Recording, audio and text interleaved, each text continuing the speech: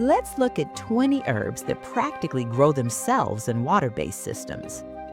Number 1, basil. Basil is the gateway herb that turns skeptics into hydroponic enthusiasts. In just 4 weeks, you'll have more basil than you can use. The leaves grow twice as large as anything you'd buy at the store, bursting with that peppery, sweet fragrance that makes Italian food sing. Keep pinching off those flower buds when they appear. The moment basil flowers, the leaves turn bitter and the party's over. Number 2, cilantro. Some people taste soap, others taste sunshine. Whichever camp you're in, cilantro grows beautifully in cooler hydroponic setups. It's a sprinter, not a marathon runner, so plant new seeds every few weeks to keep the harvest coming. The trick is keeping things cool. Cilantro in hot conditions bolts faster than a jackrabbit, sending up flowers and calling it quits. Number 3, parsley. Patience pays with parsley. Those seeds take their sweet time waking up, sometimes 3 weeks of absolutely nothing before tiny green shoots appear. But once it gets going, you'll have curly or flat-leafed parsley for months. The second harvest always tastes better than the first, richer and more complex. Your tabbouleh will never be the same. Number 4, chives. Here's your foolproof herb, the one that forgives mistakes and keeps on giving. Chives tolerate dim corners, cold snaps, and benign neglect. Snip them down to 2 inches and they bounce right back. Those purple pom-pom flowers in spring, completely edible and stunning scattered over a salad. One planting can last for years. Number 5, oregano. Greek oregano grows with the slow confidence of something that knows its worth. It doesn't rush like basil, but develops deeper, more resinous flavor as it matures. Let the leaves dry out slightly between waterings. Oregano inherited Mediterranean sensibilities and prefers things on the arid side. Dry the harvest and you've got pizza seasoning that makes the store-bought stuff taste like cardboard. Number 6, mint. Fair warning, mint is the overachiever that takes over the entire group project. Give it a container of its own or it'll crowd out everything else at the table. But what an overachiever to have around. Fresh mint transforms iced tea, chocolate desserts, and summer cocktails. Peppermint, spearmint, chocolate mint, they all grow like they're being chased. Number 7, thyme. Thyme moves at a Mediterranean pace, slow and steady. This woody little herb wants less water than its leafy cousins, so if you're running a system with constant moisture, watch it carefully. The payoff is concentrated flavor that stands up to long cooking. A few sprigs tucked under roasting chicken will perfume your entire kitchen. Number 8, sage. Sage takes its time establishing roots, but once settled, it produces leaves that dwarf anything grown in soil. The soft, silvery foliage looks beautiful even before you cook with it. Harvest before those purple flowers appear for peak flavor, though the blooms make your indoor garden look like a Tuscan hillside. Excellent air circulation prevents the fungal issues sage sometimes develops. Number 9, rosemary. This is your long-term relationship herb.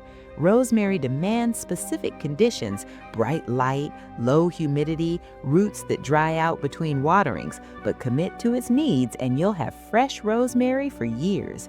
That piney fragrance and the way it transforms roasted potatoes or focaccia makes every bit of fussing worthwhile. Think of it as the distinguished elder in your herb collection. Number 10, dill. Dill is the sprinter of the herb world, ready to harvest in 6 weeks flat. Those feathery fronds are delicate in every sense. Handle transplants gently and keep temperatures moderate or it bolts immediately. The trick is keeping things cool. Cilantro in hot conditions bolts faster than a jackrabbit, sending up flowers and calling it quits. Number 11, tarragon. French tarragon brings that subtle anise flavor that makes béarnaise sauce possible and chicken salad interesting. It absolutely requires good drainage and oxygen-rich water, so ebb and flow systems work beautifully. Russian tarragon is easier to find but tastes like slightly bitter grass. Don't waste your time. Stick with French and enjoy that distinctive flavor profile. Number 12, lemon balm. Crush a leaf between your fingers and inhale pure lemon sunshine. Lemon balm shares mint's enthusiastic growing habits without quite the same aggression. It tolerates shadier spots and actually prefers cooler conditions. The leaves make the kind of calming tea that tastes like summer feels. Toss fresh leaves into fruit salad or anywhere you'd use lemon zest. Number 13, stevia. Growing your own zero-calorie sweetener sounds futuristic, but stevia is remarkably straightforward in hydroponic systems. Keep things warm and humid, and the plant produces leaves that are 30 times sweeter than sugar. Harvest just before flowering when sweetness peaks, then dry the leaves completely. A little goes a long way. Start with half a leaf in your tea and adjust from there. Number 14, lavender. English lavender can adapt to hydroponic life if you recreate its beloved Mediterranean homeland. That means intense light, low humidity, and excellent air circulation. The learning curve is steeper, but imagine harvesting your own lavender for baking, tea, or simply making your kitchen smell like a Provence summer. Use the flowers sparingly in cooking. A little adds elegance. Too much tastes like perfume. Number 15, borage. Those stunning blue star-shaped flowers are worth growing borage for looks alone, but the cucumber-flavored leaves and edible flowers are bonuses. This herb grows large and enthusiastic, so give it room to spread.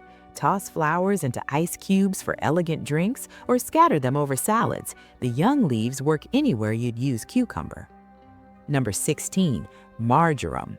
Think of marjoram as oregano's gentler, sweeter sibling. It grows in tidy bushes and produces prolifically with regular harvesting. The flavor adds depth to soups and stews without the aggressive punch of oregano.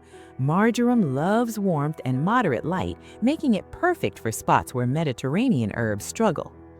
Number 17, catnip. Yes, your cat will go crazy for it, but humans have been drinking catnip tea for centuries. The minty, slightly lemony flavor is genuinely pleasant and naturally calming. The plant grows vigorously with minimal fuss, tolerating various conditions with cheerful indifference. Just keep it where curious cats can't stage a raid. Number 18, fennel. Leaf fennel sends up those beautiful feathery fronds that taste like gentle black licorice. It needs deeper containers than most herbs and serious light to thrive. The flavor pairs magnificently with fish and brightens tomato sauces. Keep harvesting outer fronds and the plant keeps producing. Number 19, spearmint. Sweeter and smoother than peppermint, spearmint is the one for mojitos and mint juleps. Fresh spearmint in fruit salad or muddled with lime creates summer in a bowl. Like all mints, give it space or its own container. Number 20, savory. Summer savory is easier than winter savory for beginners, with a peppery bite that Germans call the bean herb. It's traditional with all kinds of beans and legumes, cutting their heaviness with bright, sharp flavor. Use it sparingly until you know your taste. The flavor is bold and a little goes far. Note, most herbs want 10 to 14 hours of light, temperatures around 70 degrees Fahrenheit, and slightly acidic water.